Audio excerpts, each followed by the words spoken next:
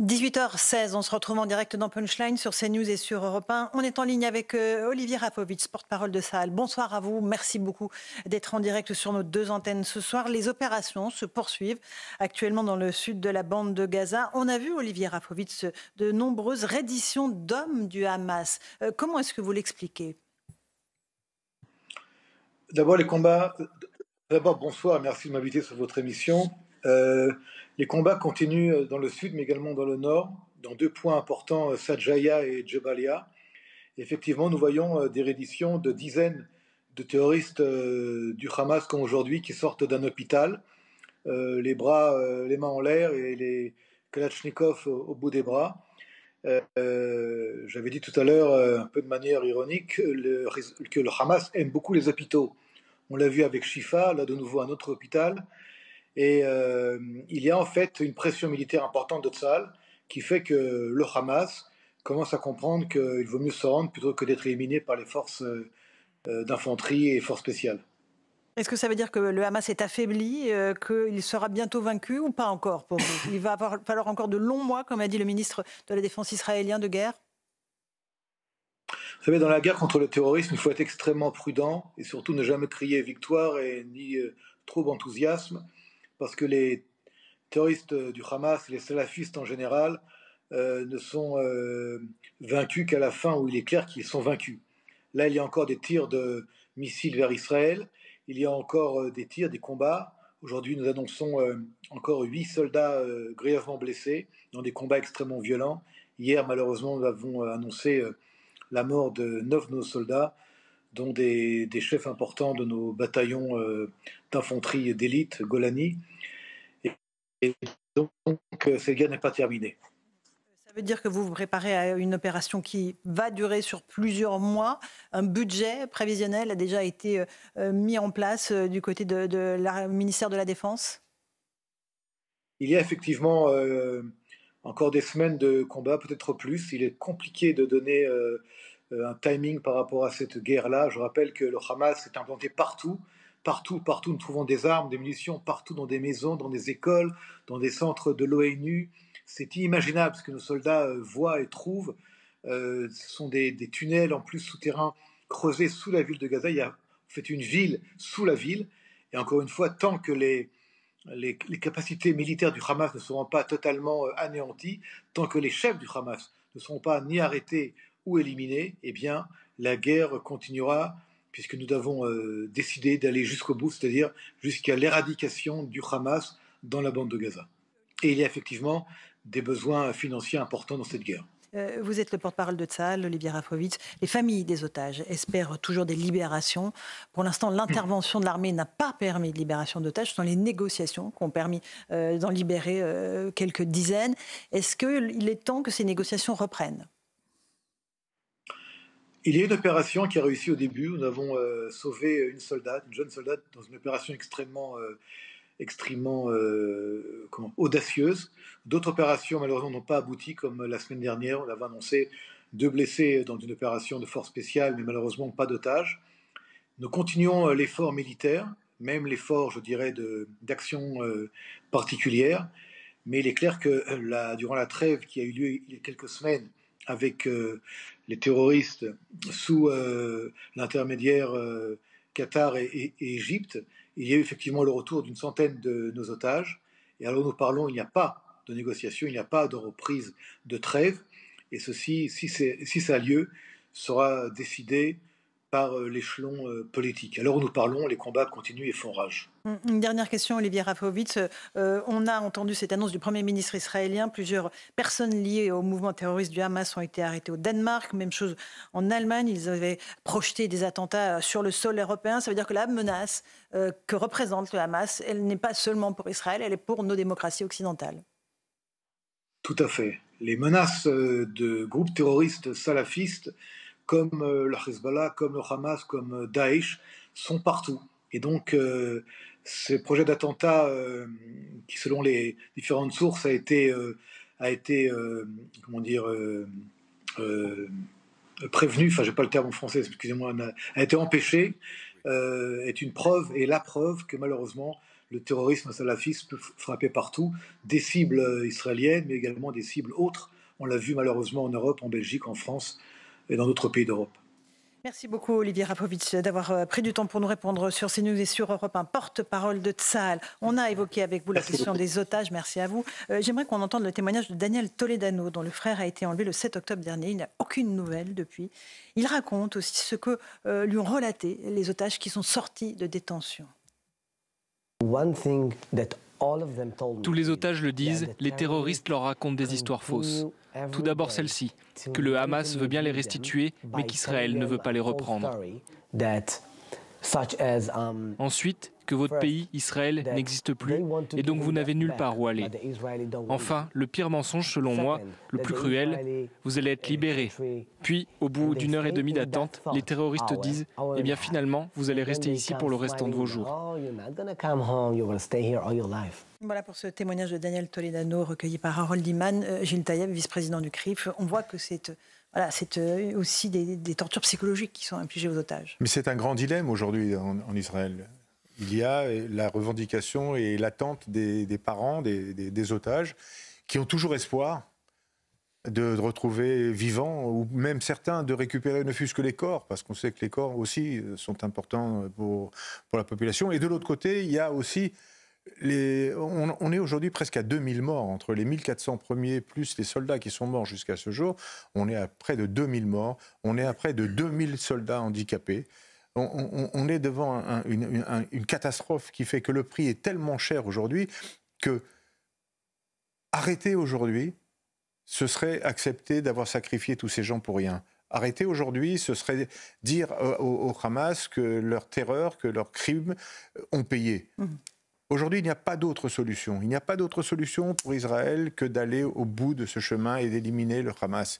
Parce que la population israélienne en a besoin, parce que les parents de ceux qui envoient leurs enfants en ont besoin, parce que les parents des otages aussi ont besoin de savoir qu'ils peuvent compter aussi sur une armée qui les défend. Parce que jusqu'à présent, quand on disait le plus jamais ça, qui aurait imaginé que c'était possible en Israël ? On se disait, ça ne peut pas arriver en Israël. Israël, on est tranquille. Et ben non, on n'a pas été tranquille. Donc il faut être très fort aujourd'hui. Et donc je comprends l'angoisse des parents, je comprends l'angoisse des familles. Qui manifestent tous les jours. Je veux aussi rendre hommage aussi au travail que réalise Tsahal. Vous savez, quand vous avez chaque jour les noms qui tombent, vous regarderez, ce sont souvent des officiers. Ce sont des officiers qui sont en tête, ce sont les premiers à aller au combat, à rentrer dans les maisons. Vous savez, quand vous êtes dans un immeuble, dans une petite rue étroite, ou qu'au deuxième étage, vous avez des snipers qui sont en train de vous tirer dessus. Je ne connais pas beaucoup d'autres armées qui auraient cherché à monter au deuxième étage pour essayer d'atteindre ces terroristes. Il y en a qui auraient bombardé l'immeuble. Mais c'est parce qu'on monte jusqu'au deuxième étage qu'on peut aussi perdre des forces et perdre des gens qui défendent le pays. Donc voilà, tout ça, c'est ça qui est compliqué dans ce système, et c'est ça qu'il faut essayer à faire comprendre à l'ensemble de l'humanité. On va renoncer à faire comprendre à Mélenchon, sa bande et à l'ONU. Quand on entend le président de l'ONU, mais on a envie de... On se demande si c'est un comique, on l'aurait mis à une époque dans les Guignols. Mais aujourd'hui, on se dit, mais ces gens-là ne voient pas le véritable danger. Non. Alors, bon, nous sommes là pour le répéter en tout cas. Et c'est pour ça que je voulais rendre hommage aussi au travail que fait Tsahal. Louis Dragnel. Pour rebondir sur ce que disait Gilles Taïeb, j'écoutais la plaidoirie de l'ambassadeur d'Israël auprès des Nations Unies. Et il explique, il essaie de répéter, et manifestement, les gens ne parlent pas tous le même langage. Il disait, mais quel pays au monde serait attaqué et on l'interdirait, on l'empêcherait de se défendre. Mais c'est quelque chose qui paraît basique, élémentaire. Mais imaginons en France, et la remarque s'applique aussi au président de la République, Emmanuel Macron. Si la France était attaquée de cette manière-là, imaginons qu'un autre puissance, mais n'importe quel pays, les États-Unis disent « Non mais attends, vous avez eu un attentat terroriste, mais privilégiez le canal de la diplomatie, faut des négociations et il faut le cessez-le-feu. » Mais c'est inacceptable pour un pays souverain. Et d'autant plus que l'armée israélienne a encore des dizaines d'otages. Parmi les otages, il y a des civils et il y a aussi des soldats.